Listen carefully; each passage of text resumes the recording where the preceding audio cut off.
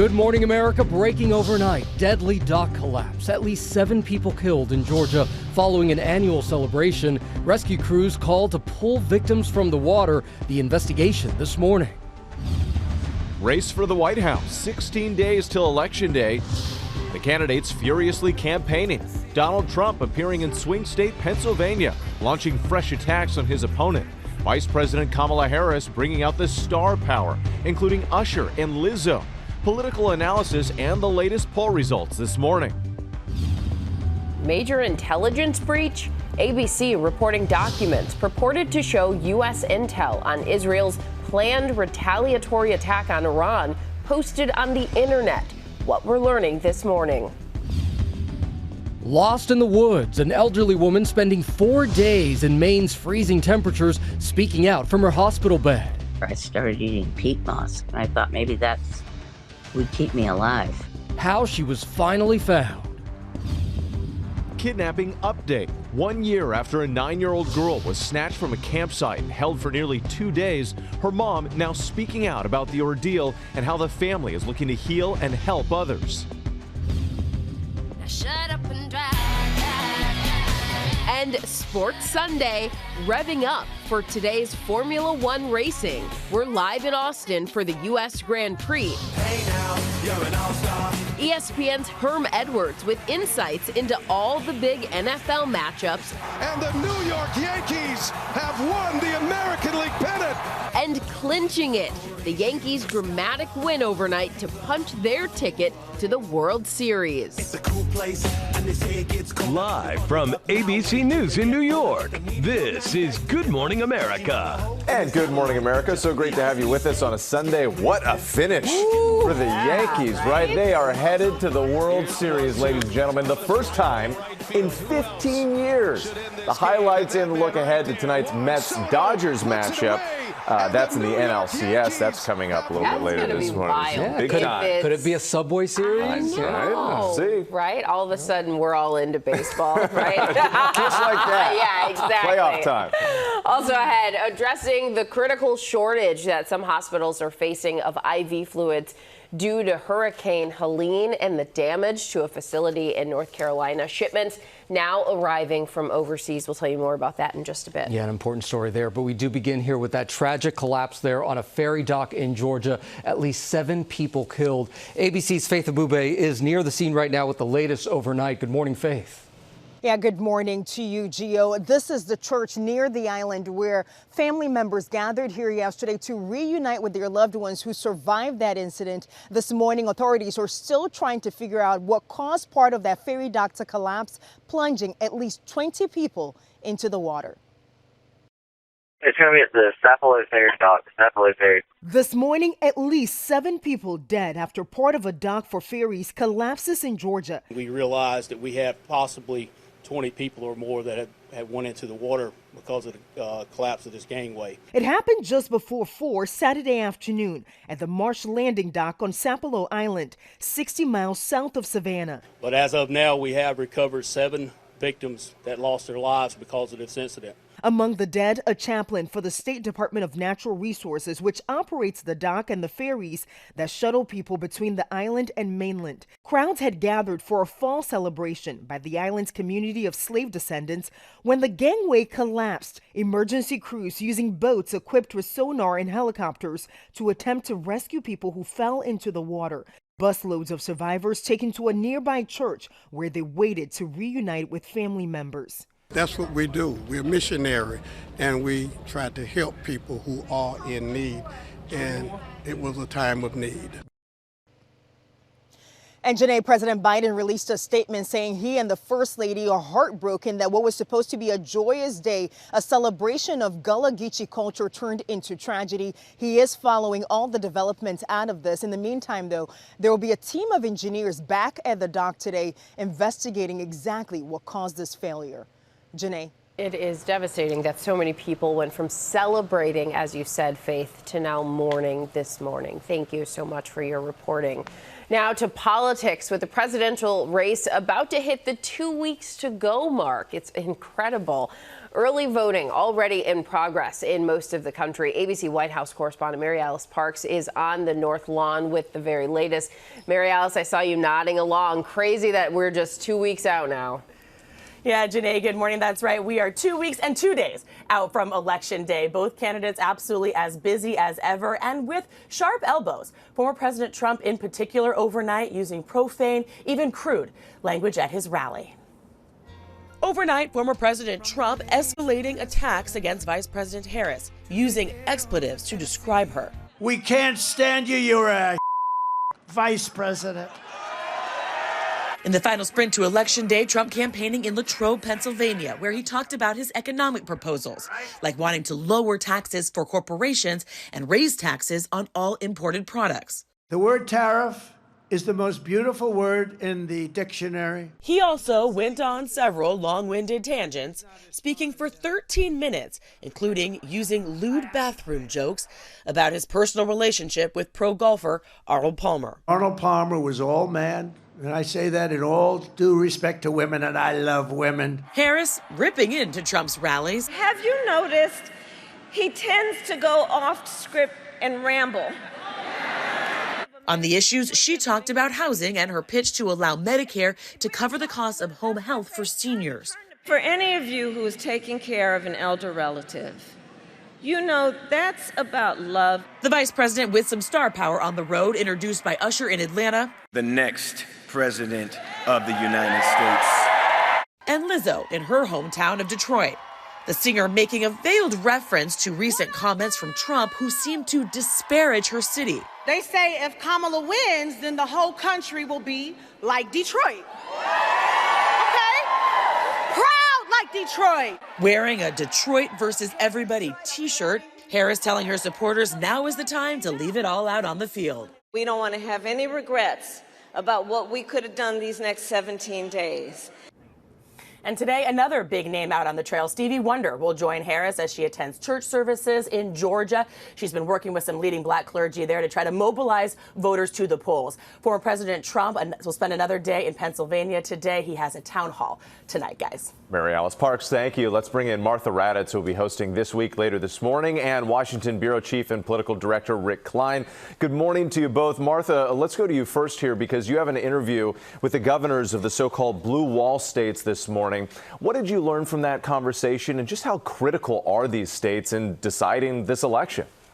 Yeah, Whit, I sat down with all three Democratic governors of those so-called blue wall states, Pennsylvania, Michigan, and Wisconsin. So Governor Shapiro, Whitmer, and Evers all together in Pittsburgh on a campaign bus tour. Just a couple of presidential cycles ago, these states were reliable wins for Democratic presidential candidates. Thus, the term blue wall, but not so much anymore. They went from Obama to Trump and barely Biden back in 2020. And right now for Kamala Harris, the polls are extremely tight.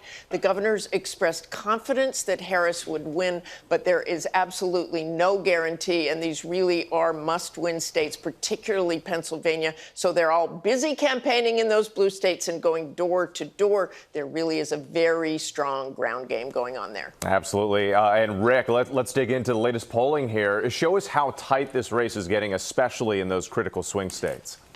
With the race has shifted in a small but perceptible way, including in those battleground states. About a month ago, right after the ABC debate, Harris had a very narrow edge in the big three battlegrounds, enough to win the Electoral College. But when you fast forward to the latest polling, you see that lead beginning to narrow. And in the case of Wisconsin, it is erased entirely. Now a dead even race, according to the 538 polling average. And again, about a point difference in places like Pennsylvania and Wisconsin. And if you look at the national polling, you see something similar. This race has not been upended, but it has narrowed.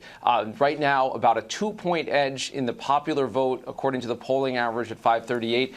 It hasn't been much more than that for a while, but there has been the slightest bit of movement toward Donald Trump, and in a close race, every tiny bit of a percentage point could matter with. Absolutely, every vote. And Martha, you'll also be speaking with some key surrogates from both campaigns on your show. We're also seeing some big names on the trail. We mentioned Elon Musk, Lizzo, Usher. Any sense that these celebrity star power surrogates could actually move the needle in this election? Well, Whit, I have no polling on that, but I got to tell you, they certainly rally the base and make those rallies more exciting. Whether that means votes, we'll have to see, Rick. All right, Martha Raddatz and Rick Klein, our thanks to you both. And tune into This Week later this morning. See more of Martha's exclusive interview with Governors Josh Shapiro, Gretchen Whitmer, and Tony Evers. Gio? All right, Whit, now to that major headline overseas. Purported leaked U.S. intelligence documents appear to show Israel's plans for a potential retaliatory strike on Iran. Now, if they are real, it would signal a major intelligence breach. ABC's Tom Sufi Burridge is in Tel Aviv now with more. Good morning, Tom.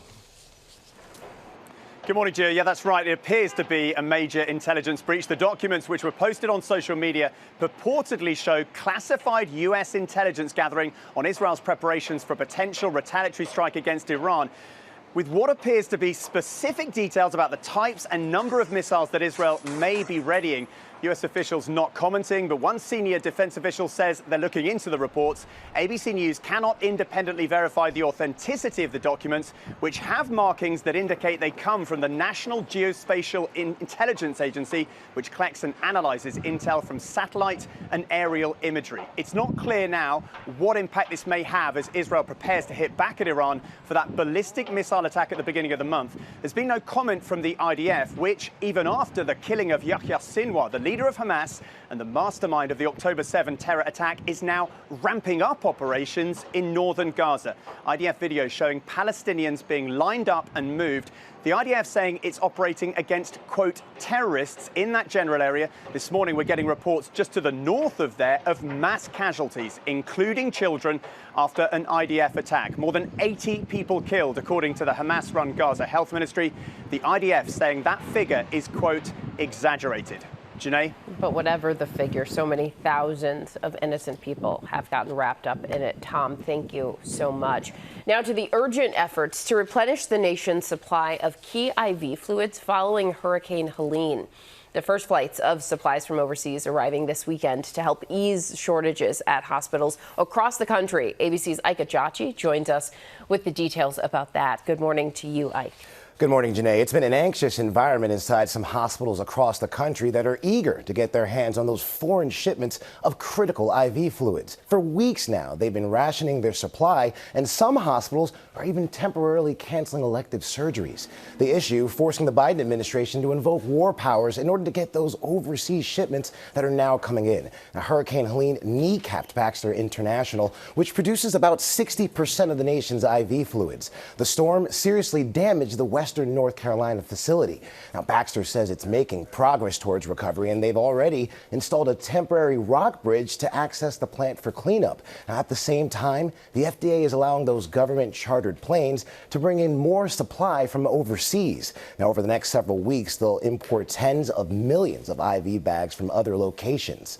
Now, the HHS says thanks to the ongoing efforts, hospitals now have about 50% more IV fluids available to them compared to right after Hurricane Helene, but it will take some time to get supply back to pre-hurricane levels. Guys? All right, Ike Ajachi, thank you so much. Let's shift gears now, talk about the Yankees, who slugged their way to the World Series overnight, winning last night's game in dramatic fashion with a 3-run homer in extra innings. ABC's Phil Lipoff here with the highlights. This is one for the record books, Phil. Yeah, give this awesome story to the Red Sox fan. I love it. Yeah, that's right. So if it's October, I got it. If it's October, it's MLB playoffs, and this year there is a very real possibility of a rare World Series Subway Series. Standing in the way of that, of course, a very formidable Los Angeles Dodgers team. So after clinching the ALCS, with the Yankees now waiting for the winner of the NLCS. Here's the 1-2. Thomas. This morning, for the first time since 2009. And the New York Yankees have won the American League pennant. The Yankees are headed to the World Series. The Bronx Bombers clinching the American League championship in a thrilling 10th inning, beating the Guardians 5-2 and taking the series 4-1. Cleveland started things off strong, up 2 by the 5th inning. He will score. But the Yankees scoring twice in the 6th. Are you kidding me? Giancarlo Stanton made for the moment. The game tied 2-2 by the end of the 9th. The Yankees then dominating the 10th with 3 more runs. Juan Soto! A 3-run home run! securing victory over Cleveland. In the National League, the Mets staying alive. There goes Acuna on another base hit from Marte. Crushing the Dodgers 12-6 in Game 5 at Citi Field, moving the series now back out to Los Angeles. And so the great thing about the Mets, they had been outscored in this series 30-9, shut out twice, but fought back to score the second most runs in postseason game in franchise postseason history. Still, there's a lot of baseball to play. They're down 3-2. The series continues at Dodger Stadium tonight. Even a Red Sox fan. Yeah, I was just going to say, yeah. No, it was my assignment. He pulled it off. I do what I'm told. I paid to do this. I had to. Yeah. Thank you so much, Phil, for that. All right, we're going to turn now to a harrowing tale of survival. A Maine woman lost in the freezing wilderness for 4 harrowing days. Her dog may actually have helped save her life. ABC's Morgan Norwood is here with this story and more on our rescue. Good morning, Morgan. Hey, good morning to you, Gio. Just unimaginable, right? And you know, it was a trail that Pamela Hamstetter tells me that she and her husband took dozens of times over 22 years. But when he took a fall, that attempt to get him help turned into that harrowing fight for survival. And this morning, she's sharing her remarkable story. This was the moment Pamela Hamstetter was rescued after spending 4 nights in the frigid wilderness alone in Maine. I knew if I wasn't found that day, I wasn't going to survive. And this morning, the 72-year-old speaking with us from her hospital bed about that terrifying and days-long ordeal. It's a lot of sadness and grief. Pamela and her husband John went out for a routine hike last Sunday on a trail near their Alexander home that she says they walked for nearly 22 years. When her husband John took a fall, she went to get help. And I told him, I'll come back for you as soon as I find out where we are. At one point, Pamela becoming disoriented, and hours roaming the woods turned into days with no food and temps below freezing. I started eating peat moss, and I thought maybe that would keep me alive.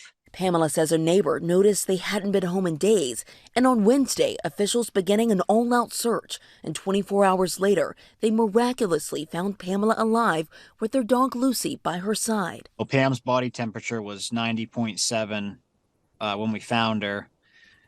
We wrapped her up as best we could to try to warm her up. Crews also finding Pamela's husband John. Sadly, he did not survive, but Pam determined to keep his memory alive, cherishing their marriage. He was loving. We were married for 31 years, and we had a good life together. And Pamela Hamstetter was extremely hypothermic when she was found. She is still, as you saw, recovering in the hospital. And despite that all she's been through, she says that she is eager to return to the trail, but she said it won't be the one that she was lost on, but certainly thinking of her and, you know, the memory of her husband as she remembers him. So Oh, that must be so hard. Heartbreaking. You can imagine why she'd never want to go on that trail. Yeah. But the dog, just but the amazing dog, you were saying that. absolutely. Yeah. Comforting her the entire time. Thank you for that story, Morgan. All right, well, now to new frustration for anyone shopping for a new home. Mortgage rates are climbing, even though the Federal Reserve has cut interest rates.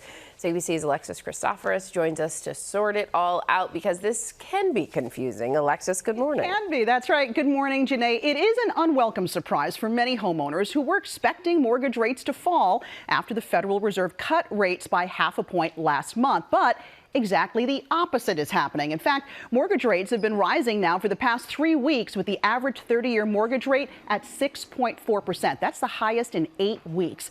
Here's the thing. The Fed doesn't directly influence mortgage rates the way it impacts credit cards and car loans. So while the days of 3% and 4% mortgages may be gone for now, most experts agree rates will stick in the 5.5% to 6% range well into next year. Now, the good news is that mortgage rates are still more than a full percentage point lower than a year ago, and there are more homes for sale than last October, meaning buyers have more options. So, is now the time to buy, you ask? Well, experts advise against trying to time the market. They say if you find a home that fits your budget and rates wind up falling big time later, you can always refinance. Guys? All right, well, let's hope we can get those rates lower and lower. All right, thank you so much, Alexis, for that. Now to the U.S. Grand Prix today in Austin, Texas. The world's top drivers competing. ESPN's Lawrence Edmondson is covering the race and joins us live from Austin. Lawrence, good morning to you. Good morning. Well, if you're not a huge fan of Formula 1, if you don't watch it all the time, this is the race to tune in. We've got a fantastic title battle brewing between Max Verstappen and McLaren's Lando Norris. Lando Norris chasing him down in the championship race by race. These two guys, they're good friends off the track. On the track, they're fierce rivals, and 5 times this year they've already started from the front row of the grid together. Today we've got Lando Norris on pole position, Max Verstappen in second place. That's actually the same as the last race in Singapore, and from there Lando Norris went and dominated. But things have changed slightly this weekend. Red Bull have brought some small but significant upgrades to Max Verstappen's car, and that's allowed him to get back in contention for serious victories. He won his first race in nearly 4 months yesterday at the sprint race. The sprint race is a shortened version of the Grand Prix, but it always gives a glimpse of what might happen in the full race. One thing you can be sure of is Verstappen is going to be piling on the pressure into the first corner here at Austin right from the first lap, and the two of them are going to be going hard throughout the race to try and take victory. Over to you guys. All right, thank you so much for that. An exciting time. Vroom, vroom. Vroom, vroom. All right, coming up here on GMA, speaking out this morning, a mother with a message for other parents after her daughter survived a kidnapping. Stick around, you're watching GMA on a Sunday morning. Do you believe in love after love? Not to feel something inside myself. I really don't think it's strong enough, no. Welcome back to GMA on this Sunday morning. This moment between new inductee Cher and singer Dua Lipa is just one of the many memorable parts of last night's Rock and Roll Hall of Fame induction ceremony. There were tributes, duets, and rare live performances from some of the biggest names. Yes, you can. In the business. What did you know what to say back, Gio? What? What did you just say? I don't know. I was just. He just cheered You're still along. singing from the He Cher just song. cheered along. Yeah. You guys should have seen them rocking up to Cher together. My goodness. How could you not? And Dua Lipa? I mean, You all too. right. You too. Let's take a look at some of the other big stories we're following here on this Sunday morning. Happening right now, firefighters in California continue to battle wildfires that have been burning in the areas around Los Angeles, San Francisco, Sacramento as well. The fires have been fueled by dry and windy conditions there. The Keller fire on the edge of Oakland is now 60% contained after burning 15 acres. Also right now, the FBI is joining local authorities in the search for a 13-year-old girl in Montana. The teen, who is a member of the Crow tribe, has been missing for 2 weeks now. Authorities are asking for the public's help and sharing any information that could help bring her home. And let me introduce you to Basco. Oh, look yeah, at that. the newborn Sumatran tiger is the latest addition to Walt Disney World Resort in Florida. The baby boy is being called a beacon of hope for the future of this critically endangered species. There are less than 600 Sumatran tigers left. Disney visitors will be able to watch Basco grow. Oh my gosh, don't you just want to take him home? It is so sweet, and that's what is important about conservation programs and how they help species. Yeah, absolutely. We do start this half hour, though, with the mom looking to help survivors of kidnapping. It's an update to a story that made headlines a year ago when her 9-year-old daughter was kidnapped at a park in upstate New York and then rescued 2 days later. ABC's Ike Ajachi is back with more on that. Ike, good morning. Good morning, Whit. It's the terrifying case capturing the attention of parents across the country, unraveling before our eyes. A 9-year-old girl goes missing while camping with her friends, leading to a heart-pumping rescue. This morning, 1 year later, her mother is finally speaking out. Some days are hard. They're really hard. This morning, a mother's relief. Charlotte is doing well, all things considered. Just 1 year after the dramatic 47-hour kidnapping that captivated the nation, Tricia Senna speaking out, revealing chilling details about her then 9-year-old daughter's disappearance. She says it happened during a family camping trip at Moreau Lake State Park in upstate New York after a bike ride with friends. We were told that Charlotte had kind of yelled over to one of the other kids, "I'm going to go around again," and just kept going. Senna says Charlotte was approached by a man who asked for help, and that her daughter initially did exactly as they taught her and said no. But then, he is a predator, and he said, "My hands are too big. I can't reach." So Charlotte, being the kind person that she is, wanted to help, and he took advantage of that kindness. Senna says the entire campground was looking for her. Trisha called 911 and an all-out search ensued. And then a ransom note left at the Senna family home offering a break in the case. A fingerprint led police to the kidnapper, a local man in his 40s. Charlotte was found alive on his family's property, held captive in a bedroom closet the size of a cabinet. Welcome to Sisterhood of the Survivors. Trisha and sister-in-law Janae Senna are now focused on sharing their story through their podcast, Sisterhood of the Survivors. We're here now to talk about us being, family members going through this. I really feel that this podcast is helping people heal from a distance. Their hope to be advocates, raising awareness for kidnapping survivors. Every minute, every second that goes by could change the outcome of your situation. The family is also working on legislation to better protect children survivors and their privacy. The kidnapper pleaded guilty and was sentenced to 47 years to life. Guys. All right, I thank you for that. To look at the dramatic increase now in cases of childhood obesity. It's a serious issue, so let's go ahead and bring in ABC News medical correspondent Dr. Darian Sutton. Good morning. Good morning. So the rates of obesity have increased significantly when the CDC established this report and reported this report for the past 20 years. I just want to show you some of the numbers. So when they look back to the 1990s, back up until 2023, they found that the rate of obesity for children 2 to 19 increased to more than 20%. That's 1 in 5 children having a diagnosis of obesity. For severe obesity, that rate increased as well. It went from about 3.6% to 7%. Now that's a double in the rate. That's a really surprising number. Yeah. Significant. When we ask why, we can look to what are children eating. We talk about things like highly processed foods, high sugar beverages, a lack of a sedentary or more of a sedentary lifestyle, more screen time. But there's also social determinants. We're seeing that this is very much a sign of economic prosperity. Children are becoming farther and farther away from their supermarkets, and that's also an issue that we need to understand and figure out how to fix.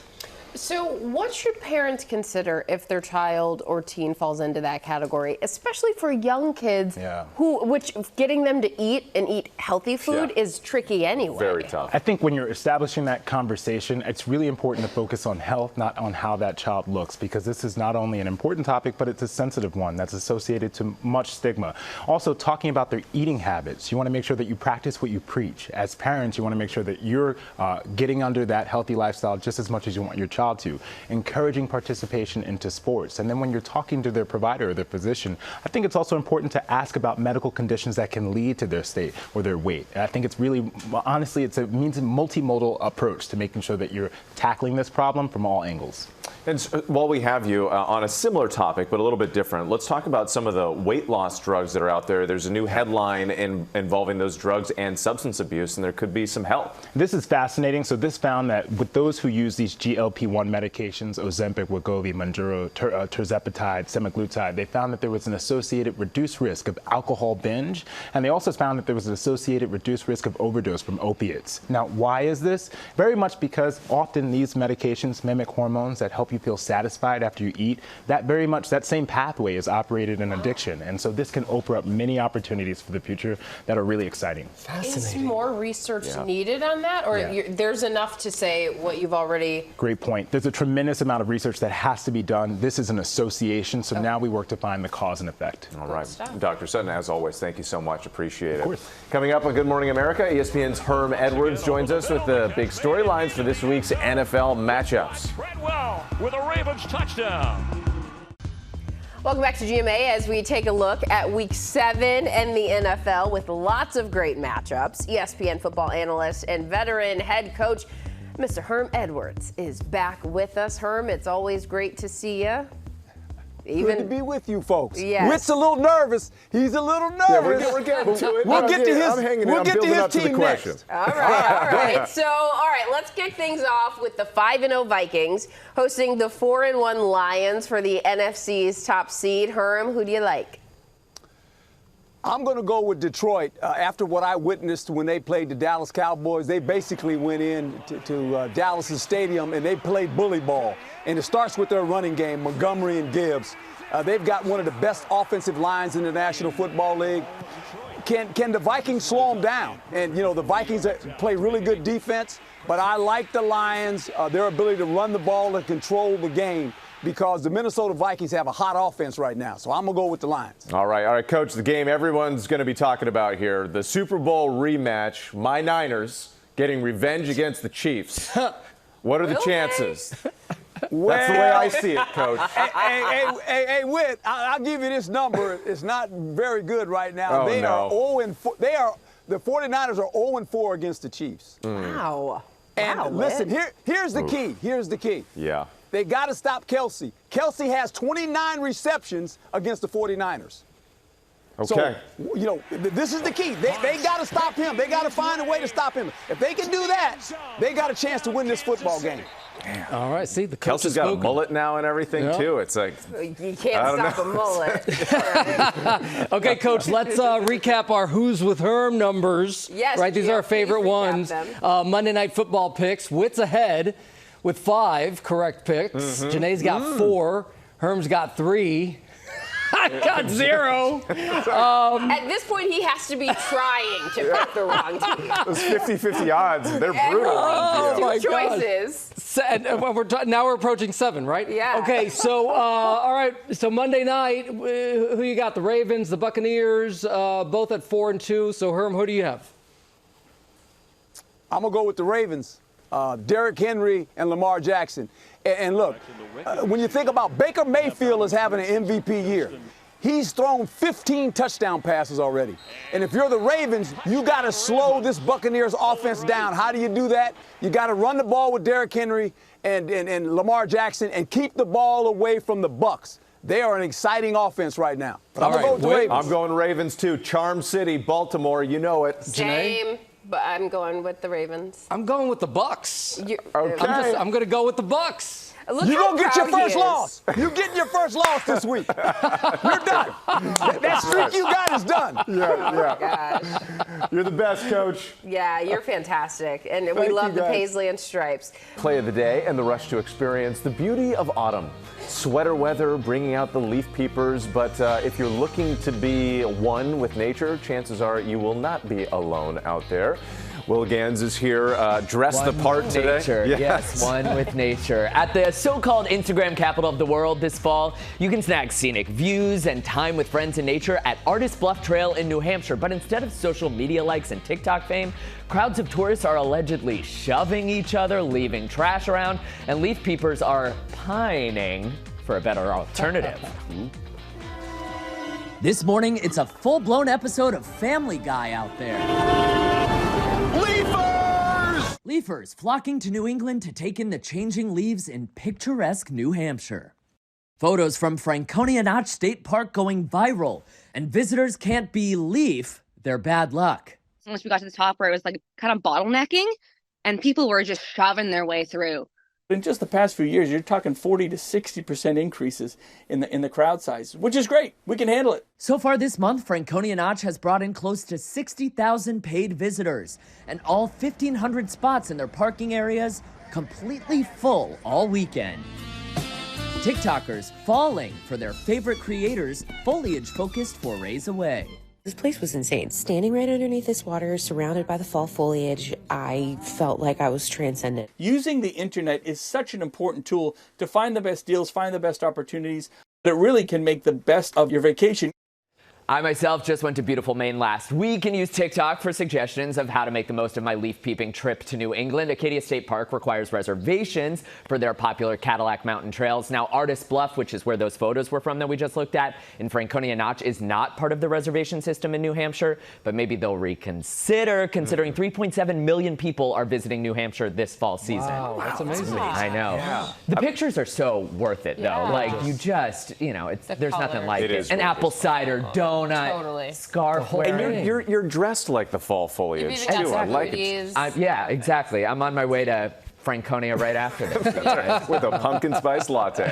That's a given. Yes, Yes, of for course. sure. Thank you, Will. We appreciate it. And remember, ABC News Live will have weekend programming every weekend, and we'll be providing the latest news throughout the day. Have a great day, everybody. Bye.